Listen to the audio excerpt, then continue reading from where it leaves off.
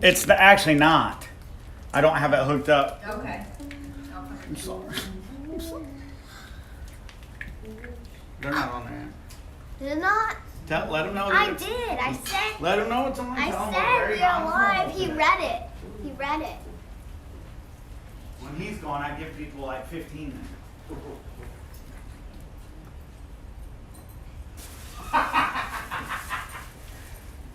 You know that spaghetti that I was cooking for everyone? I didn't even plug it in. Well, So it wasn't even going to cook. That's nice. Is he on there? no. I'm going to revert back to my first statement. Someone You said cook it it back on. Well, it might be like. Hello? You can look at it. Trying to figure out what the dog's going to Hello? do. Is it alright if I stay here? Yes, ma'am. All right, go sit down. All right. Where I could be, where are we going? Who wants you? He don't want me. Right, He don't know if he's sniffing. He's sniffing for something though. Oh man, we got 20 minutes into our time. Just kidding. Waiting on somebody to plug in the spaghetti. Now I gotta be 21. All right, so I'm not sure if you were here, but so my dad and Mary are out of town, they're visiting family in Milwaukee, right? Yeah, Milwaukee.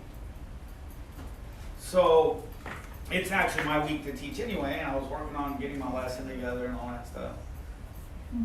And I felt led not to write anything down, which I've never done before. So I don't have a foundation, I don't have anything.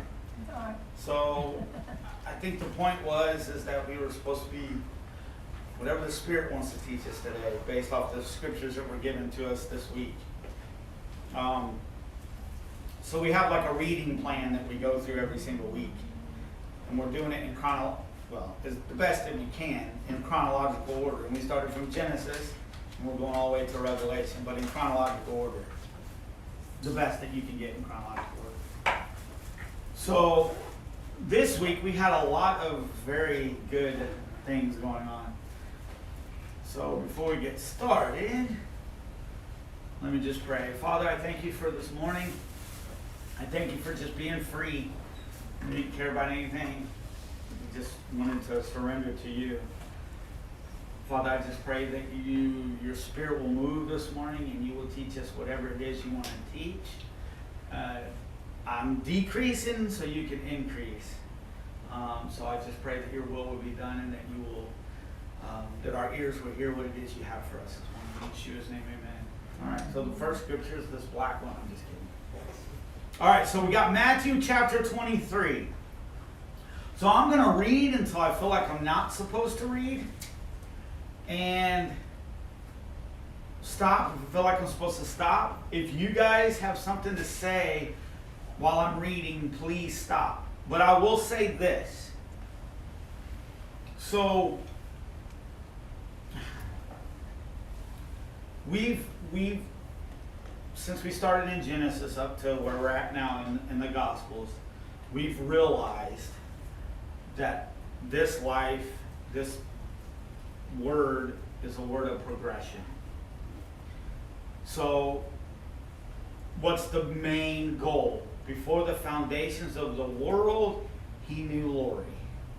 Before the foundations of the world, he knew Christine. He knew all of us before the foundations of the world. But there was a plan, his plan on how to get to that point. It didn't all happen in Genesis. It didn't all happen in Leviticus.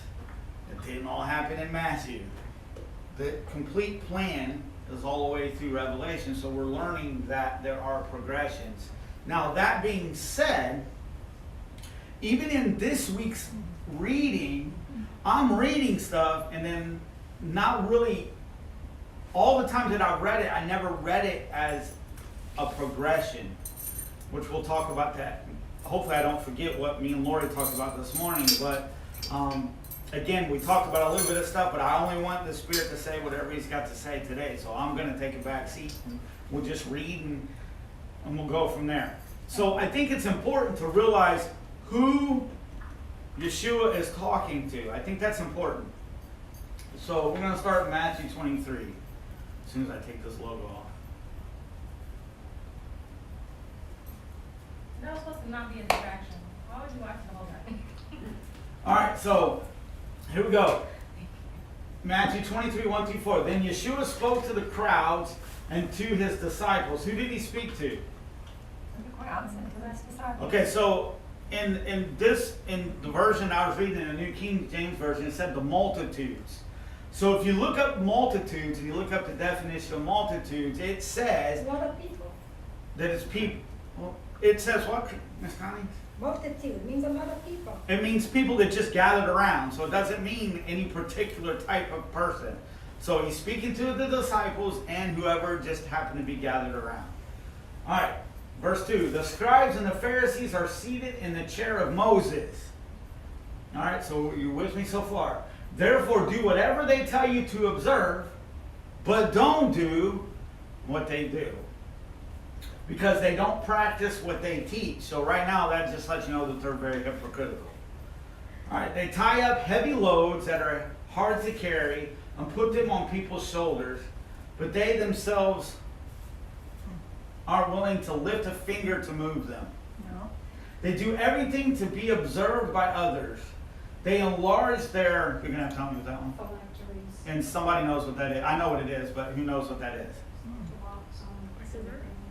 What is it? Phylacteries. So it's the thing that they put on their forehead. Oh, yeah.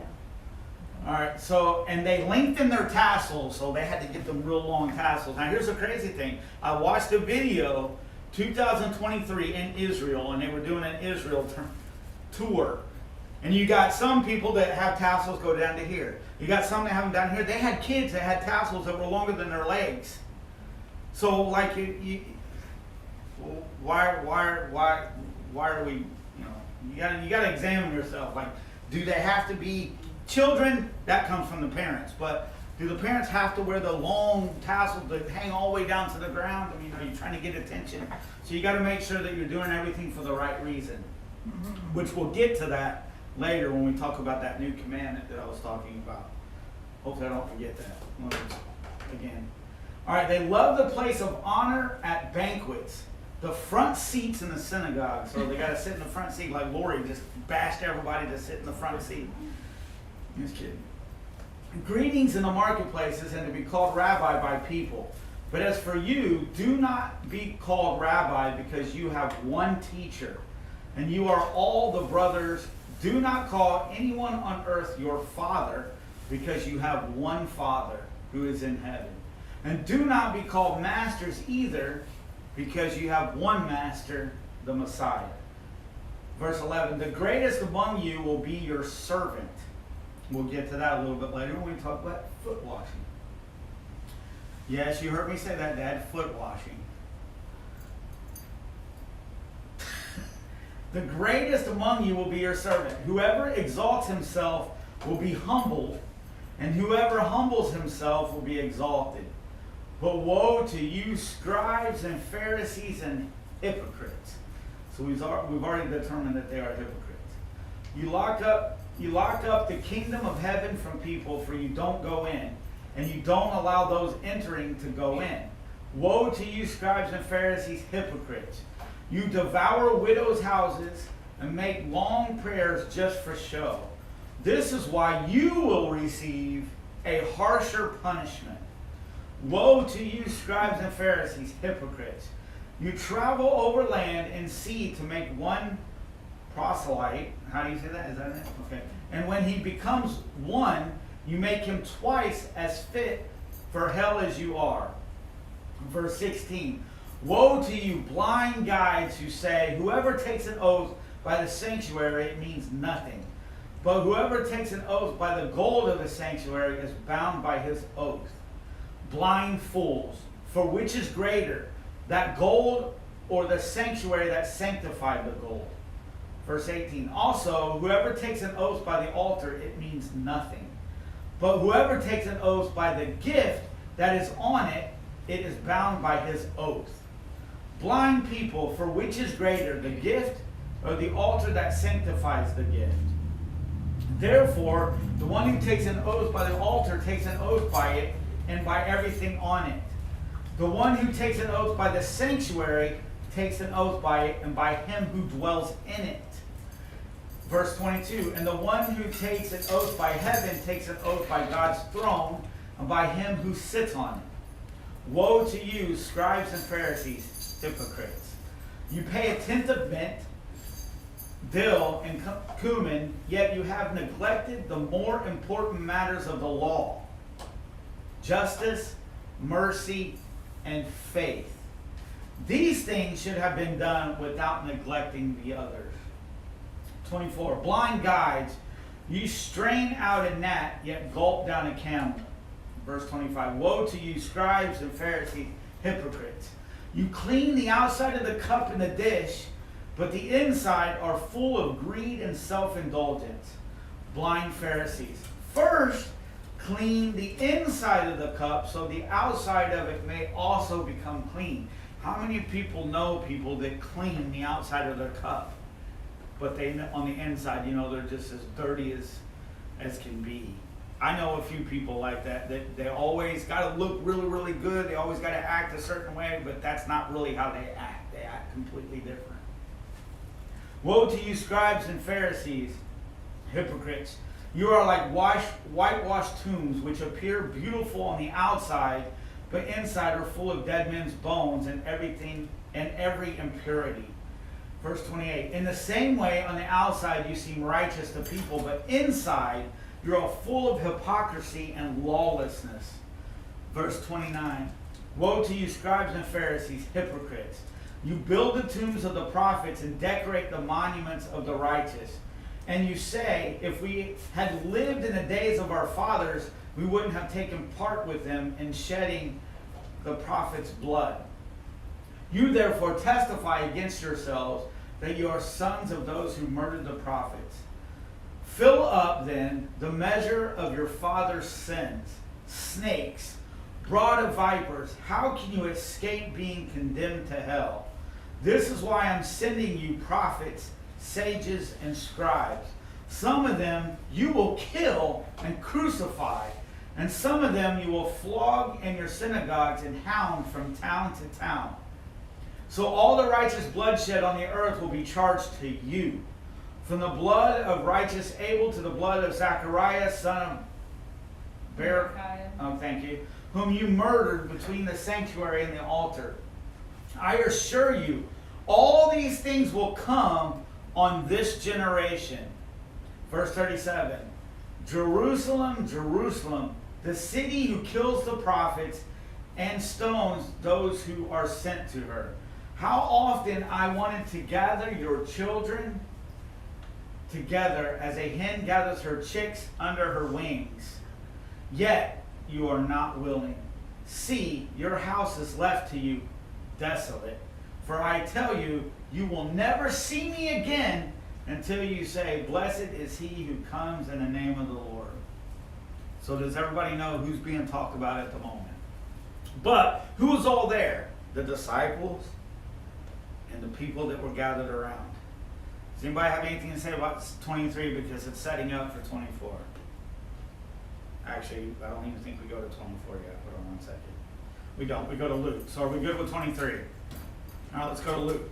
And some of this stuff might sound redundant, but I think it's important to get what everybody is saying. All right. One day as he was teaching the people in the temple complex and proclaiming the good news, the chief priests and the scribes with the elders came up and said to him, tell us, by what authority are you doing these things? Who is it who gave you this authority? He answered them, I will ask you a question. So I like how Yeshua answers their question with a question. That's what I call it. He said, tell me, was the baptism of John, you good? Heimlich? Miss Connie? Just kidding. All right. He answered them, I will. Water? Yeah, do you need some water? Okay. I will ask you a question. Tell me, was the baptism of John from heaven or from men? They discussed it among themselves. If we say from heaven, he will say, well, why didn't you believe him? But if we say from men, all the people will stone us because they are convinced that John was a prophet. Verse 7. So they answered that they did not know its origin. Verse 8. I think a lot of this is going to be self-explanatory, but it's so awesome when you actually read it a little bit slower. And Yeshua said to them, neither will I tell you by what authority I do these things. Then he began to tell the people this parable. A man planted a vineyard, leased it to tenant farmers, and went away for a long time. At harvest time, he sent a slave to the farmers so that they might give him some fruit from the vineyard. But the farmers beat him and sent him away empty-handed. He sent yet another slave, but they beat that one too, treated him shamefully, and sent him away empty-handed. And he sent yet a third, but they wounded this one too and threw him out. Then the owner of the vineyard said, what should I do? I will send my beloved son. Are you guys getting this? Perhaps they will respect him. But when the tenant farmers saw him, they discussed it among themselves and said, this is the heir. Let's kill him so the inheritance will be ours. So they threw him out of the vineyard and killed him. Therefore, what will the owner of the vineyard do to them? He will come and destroy those farmers and give the vineyard to others. But when they heard this, they said, no, never. So what's going on here? What is he saying? He was actually talking about himself right there because that's what they did to him. Oh, that's correct. And then what does he say is going to happen? He says, threw them out of the vineyard and killed them. Therefore, what will the owner of the vineyard do to them? He will come and destroy those farmers and give the vineyards to others. All right, and they said, no, never. All right, so let's see. But he looked at them and said, then what is the meaning of this scripture? The stone that the builders rejected, this has become the cornerstone. Everyone who falls on that stone will be broken into pieces. And if it falls on anyone, it will grind him to powder. Then the scribes and the chief priests looked for a way to get their hands on him that very hour. Because why? They knew. That's right. Because he was talking about them. He had told this parable against them, but they feared the people. They watched closely and sent spies who pretended to be righteous, so they could catch him in what he said to hand him over to the governor's rule and authority. So all throughout, they were trying to find something that they could get on Yeshua. They questioned him, teacher, we know that you speak and teach correctly, and you don't show partiality, but teach truthfully the way of God. Is it lawful for us to pay taxes to Caesar or not? So what do you guys think? They're trying to trick him. They did. They tried to trick him. But detecting their craftiness, he said to them, show me a denarius. Whose image and inscription does it have? Caesar's, they said. Well then, he told them, give back to Caesar the things that are Caesar's, and hand to God the things that are God's. They were not able to catch him in what he said in public, and being amazed at his answer, they became silent. So they tried to trick him, but of course, he's Yeshua. They're not going to trick him. They were not able to catch, okay, blah, blah, blah, blah, okay. Verse 27, some of the Sadducees, who say there was no resurrection, came up and questioned him. Teacher, Moses wrote for us that if a man's brother has a wife and dies childless, his brother should take the wife and produce offspring for his brother. Now there were 7 brothers. The first took a wife and died without children. Also the second and the third took her. In the same way, all 7 died and left no children. Finally, the woman died too. Therefore, in the resurrection, whose wife will the woman be? For all 7 had married her. Verse 34. Yeshua told them, the sons of this age marry and are given in marriage. But those who are counted worthy to take part in that age and in the resurrection from the dead neither marry nor are given in marriage. Verse 36. For they cannot die anymore because they are like angels and are the sons of God. Since they are sons of the resurrection. Moses even indicated in the passage about the burning bush that the dead are raised, where he calls the Lord of the God of Abraham and the God of Isaac and the God of Jacob. Verse 38. He is not God of the dead, but of the living, because all are living to him. Some of the scribes answered, Teacher, you have spoken well, and they no longer dared to ask him anything. Then he said to them, How can they say that the Messiah is the son of David? For David himself says in the book of Psalms, the Lord declared to my Lord, Sit at my right hand until I make your enemies your footstool. David calls him Lord. How then can the Messiah be his son? Verse 45. While all the people were listening, he said to his disciples, Beware of the scribes who want to go around in long robes and who love greetings in the marketplaces, the front seats in the synagogues, and the places of honor and banquets. They devour widows' houses and say long prayers just for show. These will receive greater punishment. So the people that were there that were teaching them were the Pharisees, and and they weren't even teaching them the right ways. So Yeshua came, and he's telling them that the way that they're keeping the law is not the way you're actually supposed to keep the law. He's trying to show you. He's going to show us how we're actually supposed to keep the law. And later on, when we get into this, we're going to find where he says about the new command. So please, when we get there, remind me. Does anybody have anything to say about 20? No? Good? Everybody awake? Everybody awake? Yeah. Okay. Just making sure. All right. We'll go to 21. All right, hold on real quick. I said I was going to look up something. Bear with me 1 second. 2 seconds. 2. Miss Connie? Yeah. All right. Really?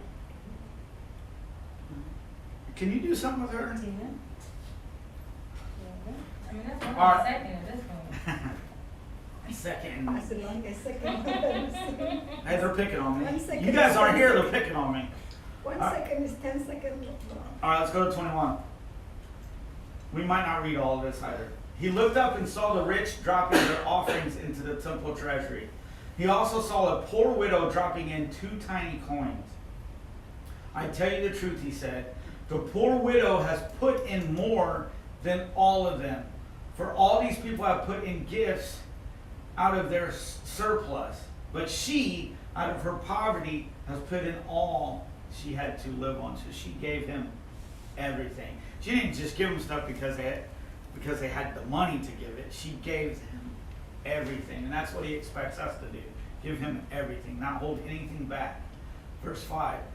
As some were talking about the temple complex, how it was adorned with beautiful stones and gifts dedicated to God, he said, so right after they said how beautiful this place was, these things that you see, the days will come when not one stone will be left on another that will not be thrown down. So what a party poopers. They just got done saying how beautiful it was, and he's about to tell them, well, it's all about to be destroyed anyway.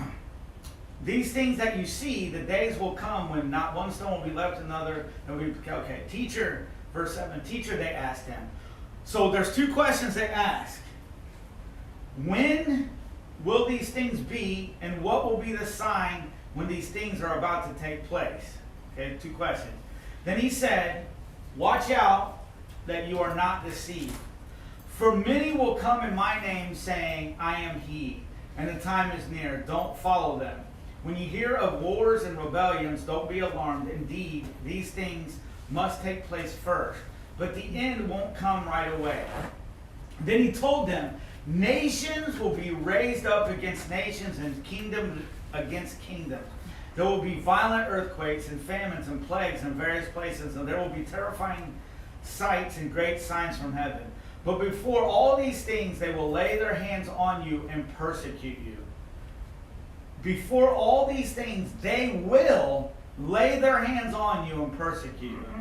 I said that twice. I just wanted to make sure. They will hand you over to synagogues and prisons and you will be brought before kings and governors because of my name. It will lead to an opportunity for you to witness. Therefore, make up your minds not to prepare your defense ahead of time. For I will give you, he's doing very good. For I will give you such words and wisdom that none of your adversaries will be able to resist or contradict. So they had to go there with nothing on their mind and just go there believing that the Spirit was going to give them what they needed to say. Verse 16, you will even be betrayed by parents, brothers, relatives, and friends. They will kill some of you. So during this time period, even your own family. Yeah. But do you notice that there's something that they never stopped doing, even through all the turmoil? They were still supposed to do what they were still supposed to tell people about the kingdom, which we're going to read that a little bit. So no matter what's going on here, that does not change his goal for us, which is tell people about the kingdom coming. That does not change no matter what's going on. You will be hated by everyone because of my name, but not a hair of your head will be lost. By your endurance gains your lives. When you see Jerusalem surrounded by armies, then recognize that its desolation has come near. Then those in Judea must flee to the mountains. Those inside the city must leave it, and those who are in the country must not enter it. Because these are the days of vengeance to fulfill all the things that are written. Woe to pregnant women and nursing mothers in those days, for there will be great distress in the land and wrath against this people. They will fall by the edge of the sword and be led captive into all nations, and Jerusalem will be trampled by the Gentiles until the times of the Gentiles are fulfilled. Then there will be signs in the sun, moon, and stars, and there will be anguish on the earth among nations, bewildered by the roaring sea and waves. People will faint from fear and expectations of the things that are coming out of the world, because of the celestial powers will be shaken. Then they will see the Son of Man coming in a cloud with power and great glory. So they will have fear that they'll be fainting. It will be so bad. It will be horrendously bad. But when these things begin to take place, stand up, lift up your heads, because your redemption is near. Hallelujah. That's right. Then he told them a parable. Look at the fig tree and all the trees. As soon as they put out leaves, you can see for yourselves and recognize that summer is already near. In the same way, when you see these things happening, recognize that the kingdom of God is near. I assure you, this generation will certainly not pass away until all these things take place. Okay, I'm not going to get into a lot of this, but no matter what scripture you read, no matter what discussion you have based on the law or the Spirit, there's always a divide right down the middle. There's always people that say this, there's always people that say that, and it doesn't matter the topic. So, and I'm not going to get into it, I'm just saying it's very important that we read and we understand that for this congregation, for this ministry here, that Yahweh has given us a vision and a goal for this congregation here. Other congregations, they might have their own plan that Yahweh's given them. So when you're reading, just know when you study, like and you start looking at other people's things, you're going to find that there is, so the word generation, people give you all kinds of different definitions of what a generation is. The point of the matter is that when you see like this devastation coming, you know that it's about to happen. Does that really even matter? Does it matter what the years of a generation is? It doesn't really matter. It matters about each one of us being ready for when he returns. All that other stuff, all these people, and I wanted to make sure that I say this, because when I was studying, I was looking at all these people, that their whole thing, the only thing they do, they don't ever say about Yeshua, like you should get saved or nothing. They just put out content. And all their content is, in 2030, Yeshua is going to return. Which is really funny because Yeshua himself don't even know when he's going to return. So if we're spending more of our focus on, oh my gosh, getting all fear, or even not fear, but just all we're worried about is, oh, well, 2030, Yeshua's going to come back. And we're all looking for these Bible codes, and we're just focusing on all of this. We're taken away from what he wants us to do. Because in all this, he still wants us to go out and minister. He still wants us to do what it is. I'm not saying that we don't, this is a safe haven. I'm not saying that we don't save food, we don't do all that stuff. But when that becomes the focus over what he's already told us we need to do, then there's a problem. And a lot of people, that's all they do. They come up with all this content. They're trying to predict when the world's going to end. Okay, what if it ends in 7 years? How does that change you? If we're living every single day like it's our last day, then we don't have nothing to worry about because we're already given 100% to him. All right, so all that other stuff really, I'm not saying it's not good to know what's going on in the world. Obviously, it's okay to know that. But it can consume you. Because I'll admit, there was back in the day, probably like 10 years ago, me and Dad got into the book of Enoch. And we were reading about the book of Enoch, which is, again, it's not Bible. But the Bible does mention it. So we were curious about what was in it. There's a lot of end times stuff in there that like I would not want to see in real life if that's the case. But I would say I got consumed by that because I did a lot of research on that stuff from that, and it kind of took me away from all this, from the stuff that I'm actually supposed to do. So I'm not saying it's not good to have knowledge about that, but again, when that consumes you, just be careful. Don't let the end times, all that stuff consume you. Because like in the year 2000, when it was about to hit, it consumed everyone. Everybody was like waiting for the ball to drop. We're in the United States, first of all, and everybody compares it to the United States, but it's not even the United States we're supposed to be looking at. So don't get completely consumed by all that stuff. We need to walk the walk and walk the way that he wants us to walk. The ministry does not stop. It never stops. You're always supposed to do it. Until your time is gone, we're supposed to be spreading the word of the kingdom. All right, verse 29. Then he told them a parable. Look, okay, I already said that. I already said that. All right, 34. Be on your guard so that your minds are not dulled from carousing, is that what it is? Drunkenness and worries of life. Or that day will come on you unexpectedly, like a trap, for it will come on all who live on the face of the earth. But be alert at all times, praying that you may have the strength to escape all these things that are going to take place, and to stand before the Son of Man. During the day he was teaching in the temple complex, but in the evening he would go out and spend the night on what is called the Mount of Olives. Then all the people would come early in the morning to hear him in the temple complex. All right, that was Mark 21.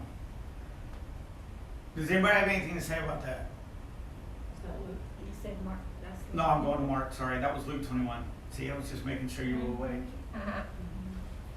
Nobody's got anything else? All right, let's go to Mark 13.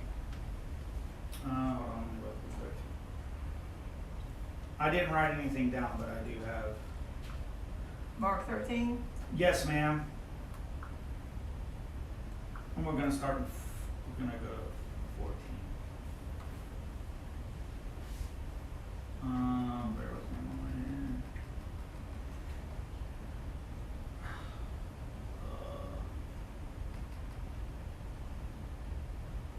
Bear with me. Okay, we're not.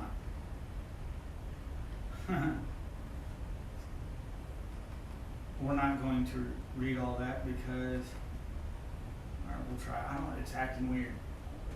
Let me see if that's 14 on here. All right, here we go. When you see the abomination that causes desolation standing where it should be. Okay, so basically Yeshua warned them again, told them again about the destruction, told them about the destruction of the temple and about the signs. The same signs that we pretty much read, nothing has changed. It's pretty much the same thing. This is where it kind of changes a little bit. So he says, you'll know when it's the end, when you see the abomination that causes desolation standing where it should not. Let the reader understand. What do you guys think that means? Anyone? What does it mean by let the reader understand? Isn't it whether it's a statue or some kind of form that is the Antichrist, that's representing the Antichrist in the temple? Right. Everybody good with that? Would you say that again? There's different, that's why I asked that, because there's different people say different things. This is what I'm saying. Well, okay, let me read it again. When you see the abomination that causes desolation standing where it should not be, what do you think they're talking about?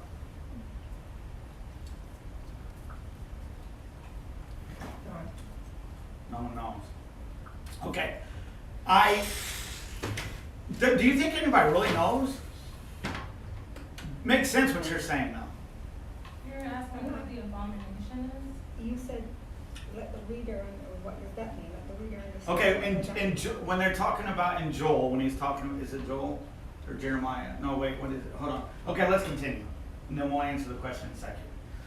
A man on a housetop must not come down or go in to get anything out of the house, and a man in the field must not go back to get his clothes. Woe to the pregnant woman and nursing mothers in those days. Pray it won't happen in winter. For those will be the days of tribulation, the kind that hasn't been from the beginning of the world. So, it's going to be the worst thing that's ever happened. The tribulation is going to be horrendous. All right, verse 20. Unless the Lord limited those days, no one would survive. But he limited those days because of the elect whom he chose. Does somebody have a different version of that? Can somebody read verse 20? But unless the Lord had shortened those days, no flesh would be saved. But for the elect's sake, whom he chose, he shortened the days.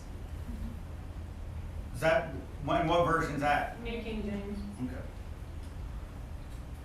Did one of them say if it wasn't for the elect would, how am I saying? It's basically the same thing, it doesn't matter. So the elect, even the people that were his, would get discouraged if it wasn't for the fact that he shortened the days, pretty much in a nutshell. All right. Then if anyone tells you, look, here is the Messiah, look there, do not believe it. For false messiahs and false prophets will rise up and will perform signs and wonders to lead astray, if possible, the elect. And you must watch. I have told you everything in advance. But in those days after the tribulation, the sun will be darkened and the moon will not shed its light. The stars will be falling from the sky and the celestial powers will be shaken. Then they will see the Son of Man coming in the clouds with great power and glory. He will send out the angels and gather his elect from the four winds, from the end of the earth to the end of the sky. Learn this parable from the fig tree. As soon as its branches become tender and sprout leaves, you know that the summer is near. In the same way, when you see these things, happening, you know that he is near at the door. I assure you, this generation will certainly not pass away until all these things take place. Heaven and earth will pass away, but my words will never pass away. Verse 32, now concerning that day or hour, no one knows, neither the angels in heaven nor the Son, except the Father. Watch, be alert, for you don't know when the time is coming. It is like a man on a journey who left his house, gave authority to his slaves, gave each one his work, and commanded the doorkeeper to be alert. Therefore, be alert, since you don't know when the master of the house is coming, whether in the evening or at midnight, or the crowing of the rooster, or early in the morning. Otherwise, he might come suddenly and find you sleeping. And what I say to you, I say to everyone, be alert. What does everyone think be alert means? Be on Lord, be on Lord. Watch. What does that mean? How do you be on watch in Pay today's? attention to what's happening around you. Pray, seek Sense his the face. spirits that are coming up around you. That's good. Keep your mind stayed on it. Do you think it's more your mind stayed on him or more looking at stuff going around you? Your mind stayed on it. Yes. And I think that does get lost in translation because every single time we come to these things right here, like it's always this, let's bring up the COVID vaccine. Let's bring up this vaccine. Let's bring up this. And it's all, let's talk about all this stuff that's going on. Let's just say for the sake of argument that we know for 100% fact of what the mark of the beast is going to be. Does that change anything? If we're still living like we're supposed to live like today's your last day, because you're not promised tomorrow. So if we're giving him our 100% and we're picking up our cross every single day, we're out telling people about the Messiah, doesn't matter what's going on. It really doesn't. If you focus more on all that other stuff, by him saying it's going to be horrible, it's the worst thing ever, then that's why he says the elect would even lose confidence, because they're thinking about all that other stuff. So keeping your mind stayed on him is what we need to do. All right, let's go to Matthew 24. Matthew 24 is I really didn't want to spend a lot of time on Matthew 24, because that's what we usually always do when we go to. Can I say something to you also? You can say whatever you would like, young lady. Well, you know where he says, can you not tarry 1 hour? Then after that he says, watch and pray that you enter not into temptation. That's the main thing, that we don't get into temptation to get away from the Lord and sin. That's good. In saying that, on top of that, you get bombarded by all the end time stuff and all that other stuff, and then therefore it causes a distraction as well, and can get you away from the true focus. All right, let's go to 24. All right, let's go to 29. We're going to go to verse 29. And anytime you guys have anything to say, please say, because you got to understand what it looks like on this end. So if you guys got something to say, please say it. All right, so verse 29. Immediately after the tribulation of those days, the sun will be darkened, and the moon will not shed its light. The stars will fall from the sky, and the celestial powers will be shaken. Verse 30. Then the sign of the Son of Man will appear in the sky, and then all the people of the earth will mourn. And they will see the Son of Man coming on the clouds of heaven with power and great glory. Hallelujah. He will send out his angels with a loud trumpet. Miss Connie coming out with her. No, that's not. Actually, in my one, it says he will send out his angels with a great shofar. There you go. Here comes little Miss Connie coming out. It'll be the best It won't blow be of a the shofar, it's the angels. best. shofar. Aren't you an angel, Miss Connie? See, I was trying to. No, Oh, yeah, I was trying to be nice. I'm not gonna be what I'm not. Oh, well, see, you finally admitted you're not an angel, Miss Connie, and it's on camera I've too. never said I was an angel. He will send out his angels with a loud trumpet, and they will gather his elect from the four winds, from one end of the sky to the other. Now learn this parable from the fig tree. As soon as its branch becomes tender and sprouts leaves, you know that summer is near. In the same way, when you see all these things, recognize that it is near at the door. I assure you, this generation will certainly not pass away until all things take place. Heaven and earth will pass away, but my words will never pass away. Now concerning the day and hour, no one knows, neither the angels in heaven, nor the Son, except the Father only. As the days of Noah were, so the coming of the Son of Man will be. Okay, so what does that mean? What do you guys think that means? Well, in Noah's days, people were drinking and gambling and doing all kinds of evil stuff. And the people are going to still be doing the same thing when he comes. Yep, so they were just living their life, not even prepared, not even keeping alert or anything. Verse 38, for in those days before the flood, they were eating and drinking, marrying and giving in marriage until the day Noah boarded the ark. They didn't know until the flood came and swept them all away. All away. So this is the way the coming of the Son of Man will be. Then two men will be in the field, one will be taken and one left. Two women will be grinding at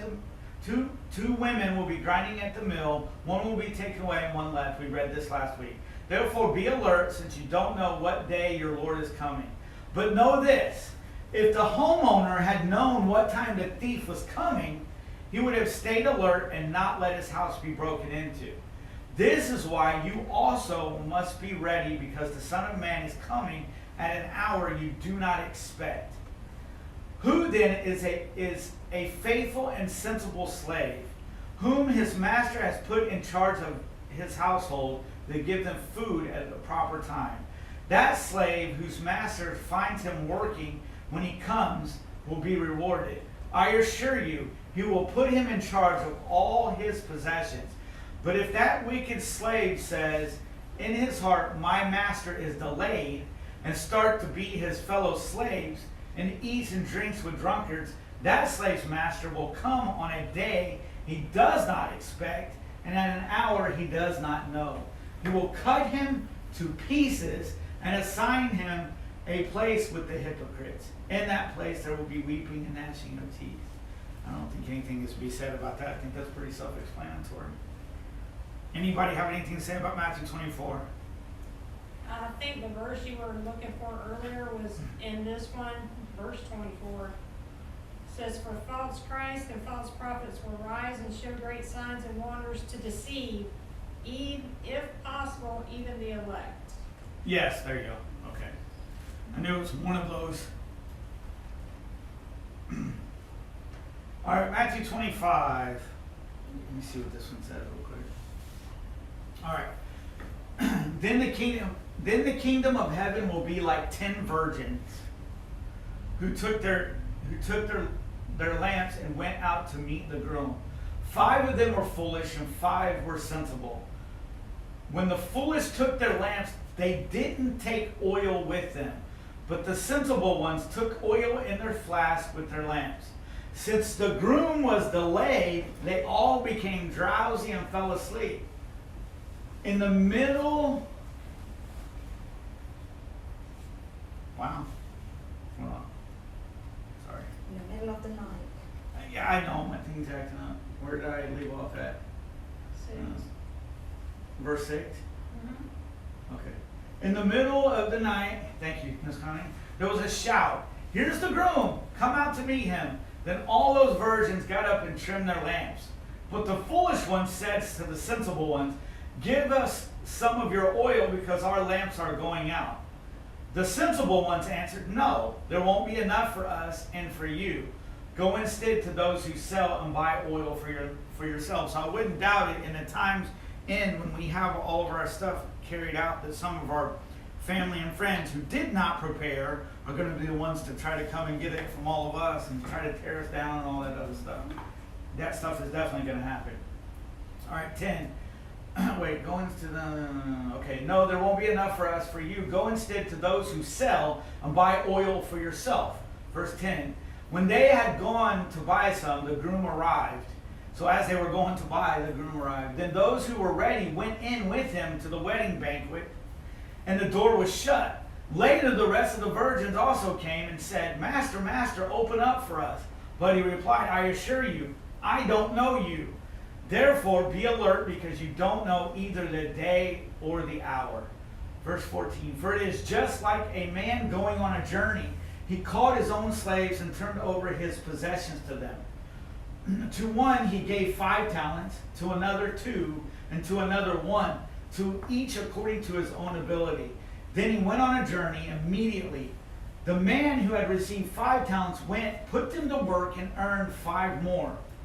In the same way, the man with 2 earned 2 more. But the man who had received 1 talent went off, dug a hole in the ground, and hid his master's money. Verse 19. After a long time, the master of those slaves came and settled accounts with them. The man who had received 5 talents approached, presented 5 more talents, and said, Master, you gave me 5 talents. Look, I've earned 5 more talents. His master said to him, well done, good and faithful slave. You were faithful over a few things. I will put you in charge of many things. Share your master's joy. Verse 22.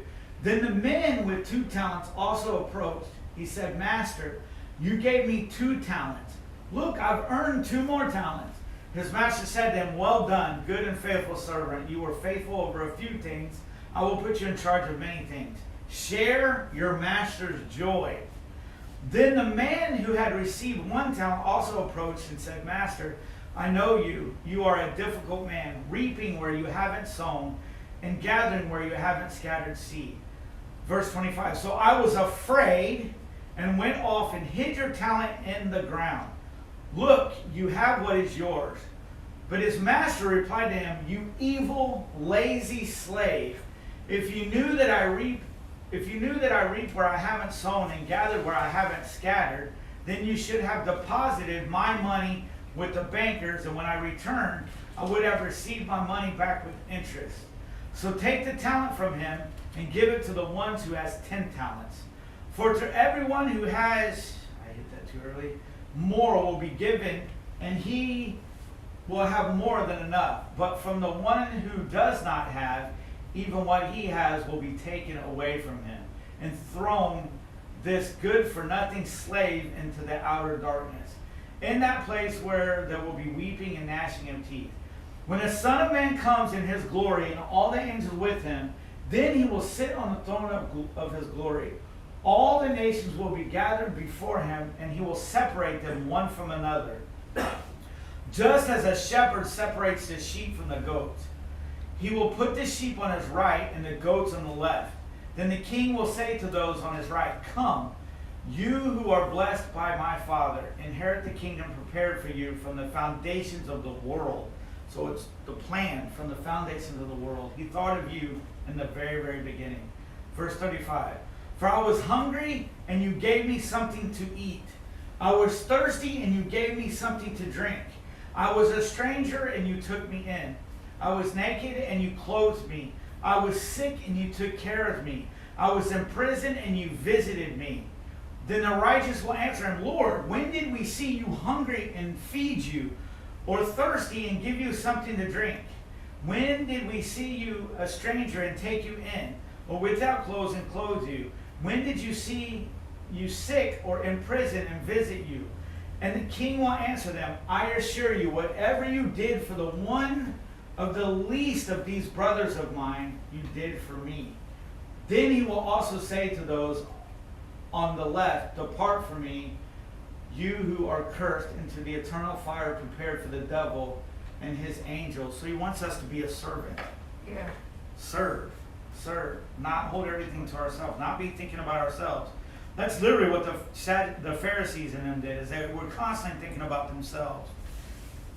All high and mighty. Here, let me tell you about the law. And they weren't even keeping it the right way. They were making it even harder for them to keep it. All right, verse 42. "For I was hungry, and you gave me nothing to eat. I was thirsty, and you gave me nothing to drink. I was a stranger, and you didn't take me in. I was naked, you didn't clothe me." Then they too will answer, "Lord, when did we see you hungry, or a stranger, without clothes, or sick, or in prison, and not help you?" Then he will answer them, "I assure you, whatever you did not do for one of the least of these, you did not do for me either." And they will go into eternal punishment, but the righteous into eternal life. Pretty self-explanatory. He wants us to serve. All right, we're going to go to Mark 14.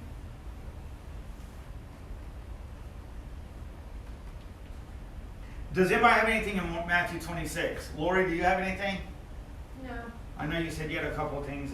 I didn't know if that was the chapter. All right, let me look Mark 14 real quick. All right, here we go. "After 2 days, it was Passover and the festival of unleavened bread. The chief priests and the scribes were looking for a treacherous way to arrest and kill him." Verse 2, "Not during the festival," they said, "or they will be rioting among the people." While he was in Bethany at the house of Simon, who has a serious skin disease, as he was reclining at the table, a woman came with an alabaster jar of pure and expensive fragrant oil of nard. She broke the jar and poured it on his head. But some were expressing indignation to one another. "Why has this fragrant oil been wasted? For this oil might have been sold for more than 1,000 denarii and given to the poor." And they begin to scold her. Why did they say that? Anyone know? Greed? Yeah, but why did they say it based off of the person? Just trying to be judgmental and criticize. Yeah, but why would they have a problem with her doing that to that particular person?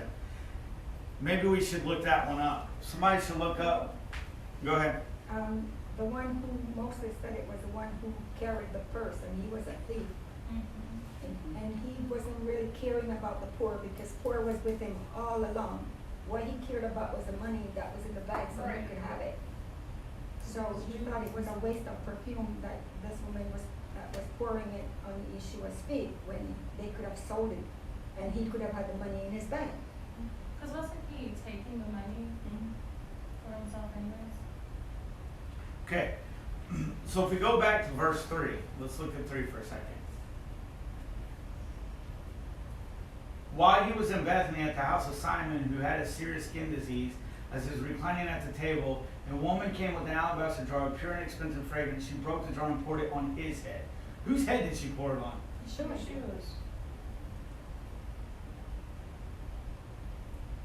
Correct. Okay, hold on, I got sidetracked. I looked up, there's another, this is later on. Remind me to go back to Simon. Remind me to go back to Simon with the severe skin disease later on, if I forget that. All right, where did I leave off at? She broke it, but some were expressing, okay, for this oil might have been, okay, blah, blah, blah. Miss Connie already said that part. Okay, she has done what she, okay, what did Yeshua say? He said, Yeah, here we go. let her be. There was something I wanted to say. Then Jesus said, leave her alone. Why are you bothering her? She had done a noble thing for me. You always have the poor with you, which Miss Connie said, and you can do good for whenever you want. But you do not always have me. She has done what she could. She has anointed my body in advance for burial. I assure you, wherever the gospel is proclaimed in the world, what this woman has done will also be told in memory of her. I never even realized that it said that when you go out, they actually bring that up as well. That's pretty cool. I actually didn't know that. That's the first time I realized that that's actually bring that up in the memory of her. That's pretty cool.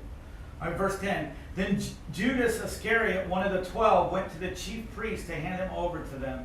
And when they heard this, they were glad and, my finger keeps going, promised to give him silver. So he started looking for a good opportunity to betray him.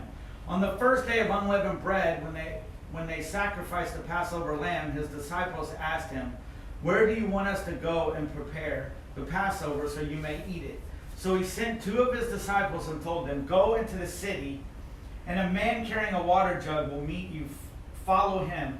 Wherever he enters, tell the owner of the house, the teacher says, where is the guest room for me to eat the Passover with my disciples? He will show you a large room upstairs, furnished and ready.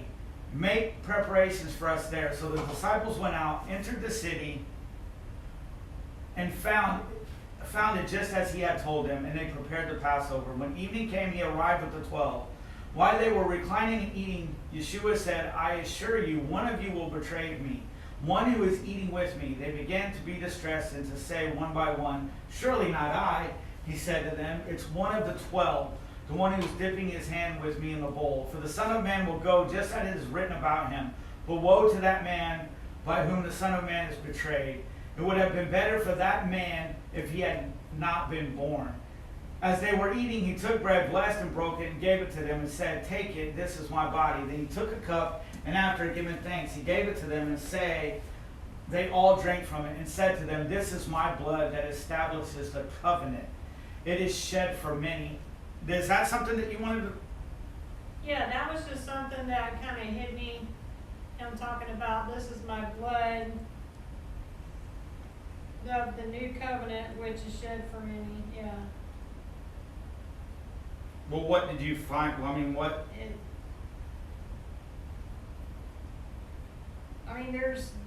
You can talk probably a couple different things. It's his blood that's being shed, but this is the start of the new covenant. Yeah. And it starts with that particular thing. Yeah. It's all about the blood. Okay, so we're gonna skip some of this. I mean, I'm pretty sure everybody's pretty familiar with that part. We're gonna go to. Let's go to. You know, Jesus or Yeshua talks to Peter, says he's gonna deny him 3 times. course, he says, I'll follow you. I won't deny you. And then he ends up denying him. Anyway. All right, we're going to go to the prayer in the garden. Let's go to verse 32. Let's see. Bear with me a moment. I don't know why my throat's doing this. All right, then they came to a place named Gethsemane, and he told his disciples, sit here while I pray. He took Peter, James, and John with him, and he began to be deeply distressed and horrified. That was Yeshua that was deeply distressed and horrified. Then he said to them, my soul is swallowed up in sorrow to the point of death. Remain here and stay awake. So he told them to stay awake. Then he went a little further, fell to the ground, and began to pray that if it were possible, the hour might pass from him. And he said, Abba, Father, all things are possible for you. Take this cup away from me. Nevertheless, not my will, but your will. Then he came and found them sleeping. Simon, are you sleeping? He asked Peter. Couldn't you stay awake 1 hour? Stay awake and pray so that you won't enter into temptation. The spirit is willing, but the flesh is weak. Once again, he went away and prayed, saying the same thing. And he came again and found them sleeping because they could not keep their eyes open. Okay, so I read something. Oh, you're so sweet. You act like you're one of my children. Oh, wait, you are. So I read where somebody was talking about, so you notice it said, stay awake, pray so that you won't enter into temptation. Okay, so I wouldn't necessarily say it was a temptation, but it doesn't say, some people, and again, when you read, you see all this other stuff, but they're saying that it could have possibly, because it never mentions who the person was, I don't think, the person that drew the sword and sliced the ear off. Was Peter. Correct, but that's what some people say, but it doesn't, there's not a pinpoint answer, so I don't ever want to say something less. But anyway, so what if, was that right for him to do that? To pull the sword out and slice his ear? What if they didn't all fall asleep and they were praying and praying and praying, and maybe that would have never even happened. Maybe they wouldn't even got in the flesh like that, just pull out the sword. But you see it, 3 times, so we're not going to read it. So 3 times he went back to them saying you couldn't stay awake. So 3 times, he told them to stay awake each time, and 3 times they just could not stay awake. Here Yeshua's about to go get crucified, and he's praying, and he's in agony, and he doesn't want to do it, but of course it's all about his Father's will, and he just asked for them to pray, and they can't even pray. So how many times in our lives, let's just be honest with ourselves, you don't have to say it out loud, has somebody put something on the group me and said, hey, could you pray for me? And we're like, yeah. And then maybe something happened and we didn't actually pray. That's happened. I've done that. Matter of fact, I just did it the other day. At work, some lady had a death in the family, and she had to leave. And I said, I'll pray for you. I'll pray for you and your family. And I never did. And that's horrible. It's horrible. I mean, what if there's something that you were led to pray about that actually benefited that family, and they didn't get their blessing, or they didn't get what they were supposed to get because you dropped the ball? So all he did is he said, just pray. Then he said, no, you couldn't even do it just for 1 hour. Shoot, we've had times here where we come in here and all we're doing is praying, having a prayer service, and we're done in like 30 minutes. I'm talking about me too. This is the stuff. We got a lot of stuff that's coming up at the end times. We got things that are about to happen, things that we know that are going to take place. We can't pray just for an hour. We've got to be praying constantly on a constant basis. Constantly be getting close to Him. Not worrying so much about what's going on in the world, even though we still need to be watchmen and we need to watch what's going on. But when it consumes you more than your relationship, when it consumes you more than going out and evangelizing, then that's where, where we have an issue. All right, so we're going to go down to John, and we're going to read the rest of a couple of things in John. Does anybody have anything to say about Mark 14 or Luke 22? It's pretty much the same counts of everything. There's not too much of a difference. I take it we're good. Okay, John. Let's go to John 13. All All right, before the Passover festival, Yeshua knew that his hour had come to depart from this world to the Father. Having loved his own who were in the world, he loved them to the end. Now by the time of supper, the devil had already put into the hearts of Judas, Simon Iscariot's son, to betray him. Yeshua knew that the Father had given everything into his hands, that he had come from God, and that he was going back to God. So he got up from supper, laid aside his robe, took a towel, and tied it around himself. Next, he poured water into a basin and began to wash his disciples' feet and to dry them with the towel tied around him. He came to Simon Peter, who asked him, Lord, are you going to wash my feet? Yeshua answered him, what I'm doing you don't understand now, but afterwards you will know. You will never wash my feet ever, Peter said. Yeshua replied, if I don't wash you, you have no part with me. Simon Peter said to him, Lord, not only my feet, but also my hands and my head. One who has bathed, Yeshua told him, doesn't need to wash anything except his feet, but he is completely clean. You are clean, but not all of you, for he knew who would betray him. This is why he said, you are not all clean. When Yeshua had washed their feet and put on his robe, he reclined again and said to them, Do you know what I have done for you? You call me teacher and Lord. This is well said, for I am. So if I, your Lord and teacher, have washed your feet, you also ought to wash one another's feet. For I have given you an example that you also should do, just as I have done for you. I assure you, a slave is not greater than his master, and a messenger is not greater than the one who sent him. If you know these things, you are blessed if you do them. Okay, so I was also reading, somebody put that, so their feet, okay, so it's the master, it's Yeshua, the King of Kings and Lords of Lords. And the way that they put it was, which I thought was interesting, that, they walk around, they have, their feet are dirty, because, they don't have like shoes or whatever. And the person that came, that is over everyone, took the lowliness of jobs, which is to wash somebody's feet. He served and done that. And, well, how am I trying to describe it? If he's able to do that, then why can't we serve others? Why we need to do that? We need to be a servant to others. But in a nutshell, basically, there shouldn't be anything that we shouldn't be able to do for somebody else.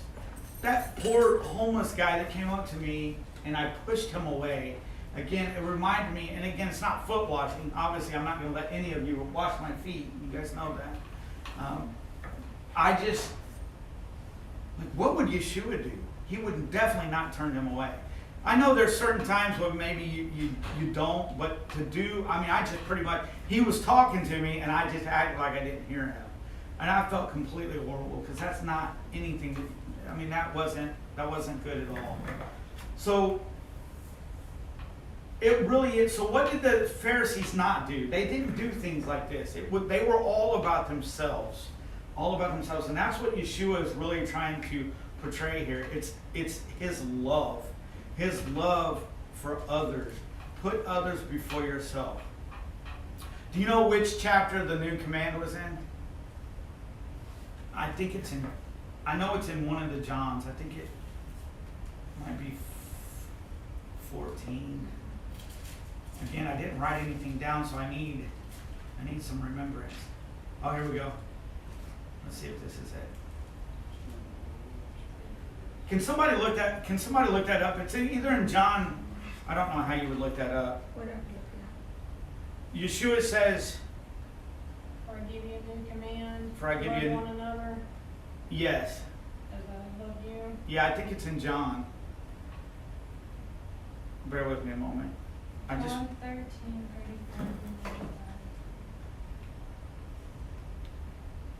34 to 35. And you said 13, right? Yes.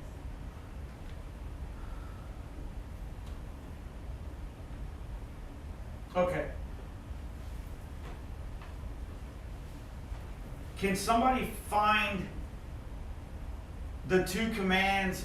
One of them's in Deuteronomy, and I think the other one's in Leviticus.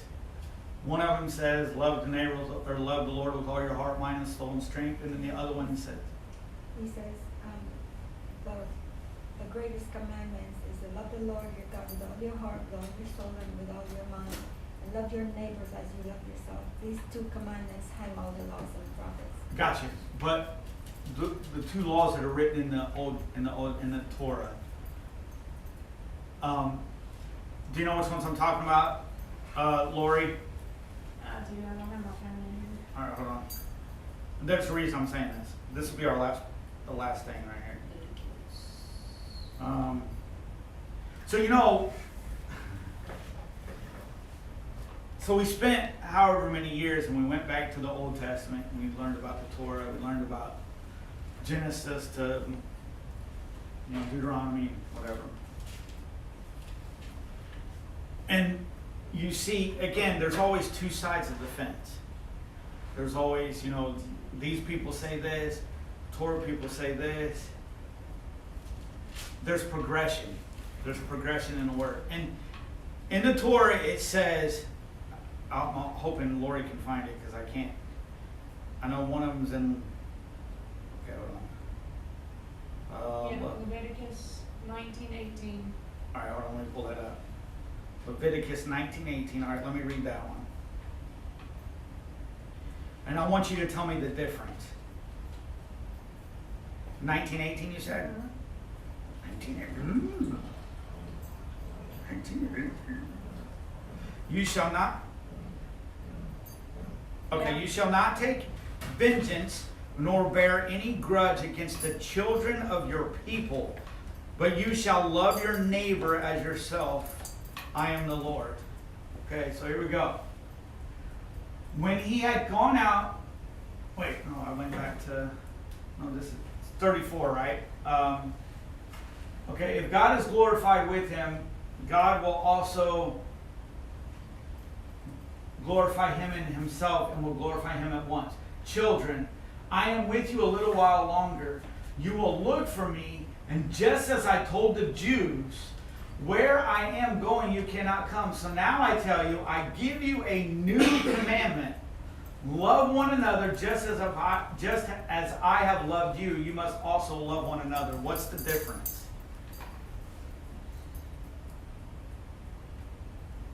This is what I'm trying to say. There is a difference. Okay. Here's one of the things that I told Lori. One of the things that I think, this is just my personal opinion. So you got the law, and you got how you were supposed to live. The Sadducees and Pharisees had no love whatsoever. They didn't care about other people. They were all about themselves, and they were trying to teach the law, telling you what to do, but they showed no love whatsoever on how to do that. And I believe that's what he's trying to say, is that he came to show us how to walk the law out in love, how to actually truly walk the love, to walk it out. So that's one of the things.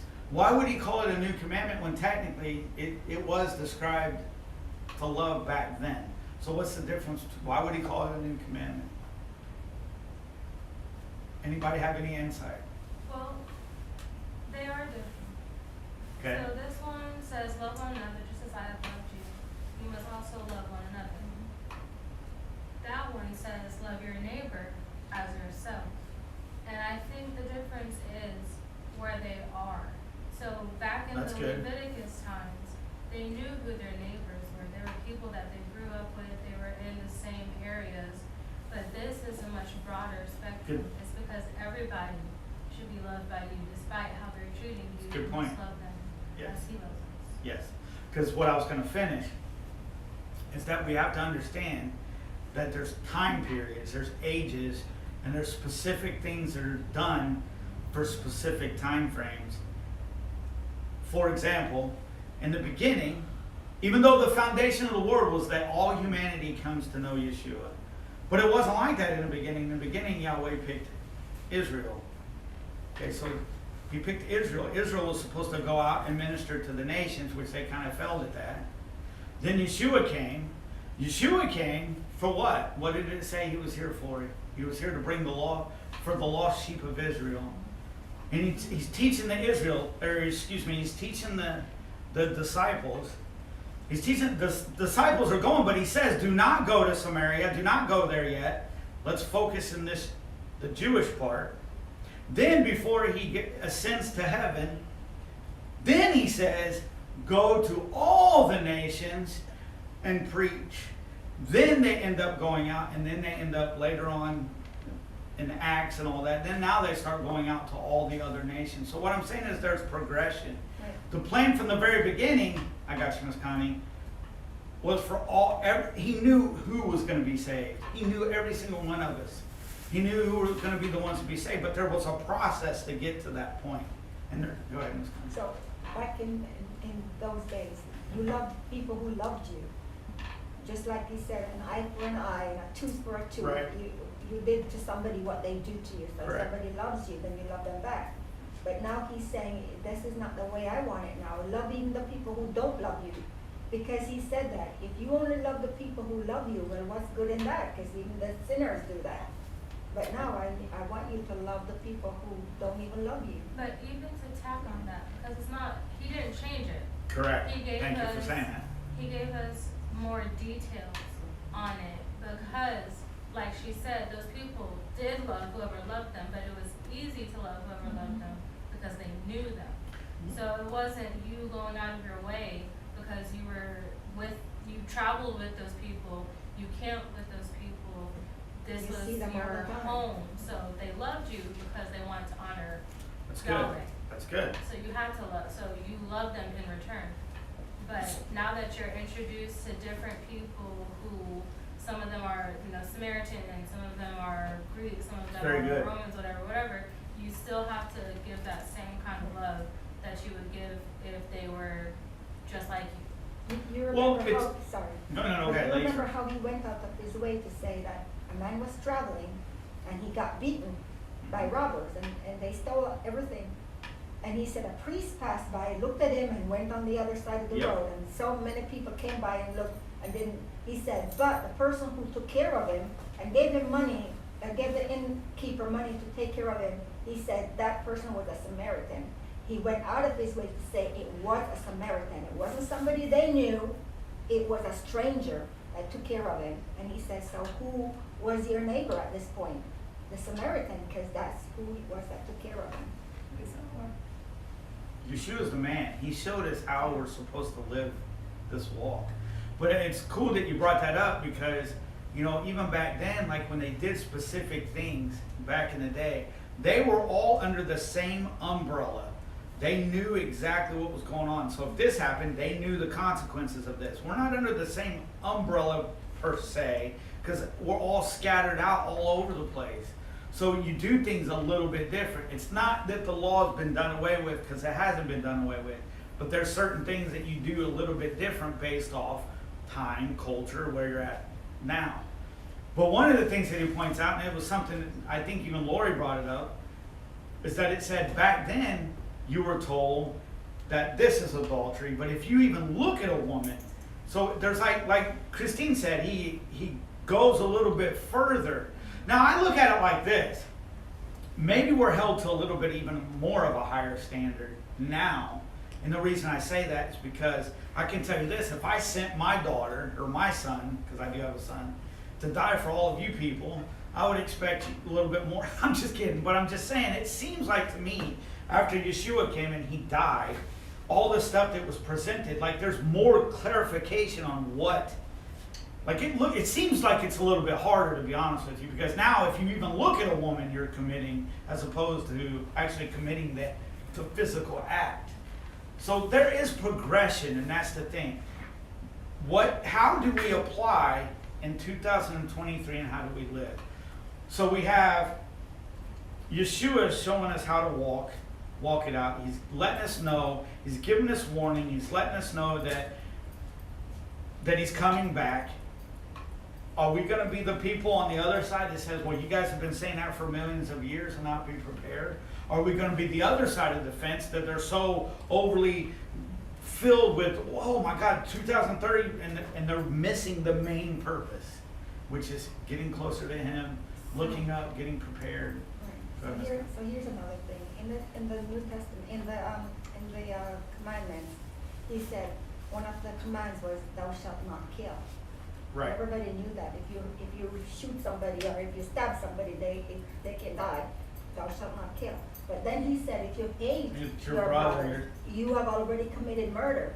Correct. So if you say, I hate this person or I hate that person, you've committed murder. And it says that if you have broken just one of those laws, you're guilty of breaking all of them. Which is why we need to keep saying, God forgive me, because whenever you say, I don't like this person, or I hate that person, or I can't stand that person, you have already broken all the commandments. That's correct. That's correct. Well, who's thankful that Yeshua came? I mean, Exactly.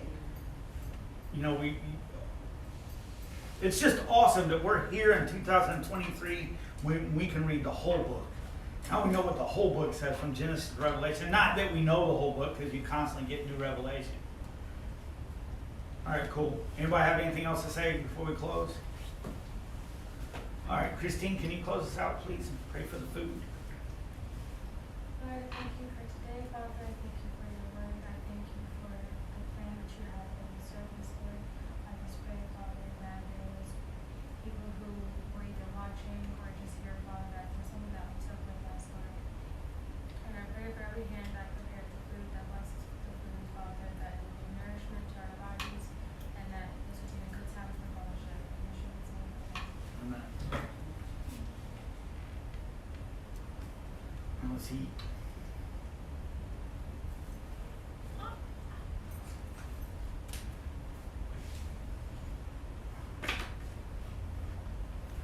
Hey, Christine, not this week, not this Shabbat when they come back, but the Shabbat after that, do you want to leave? Not this one coming up, but the next one. Is everything just like ready already? We already prayed. Where were you? Oh, you went back there.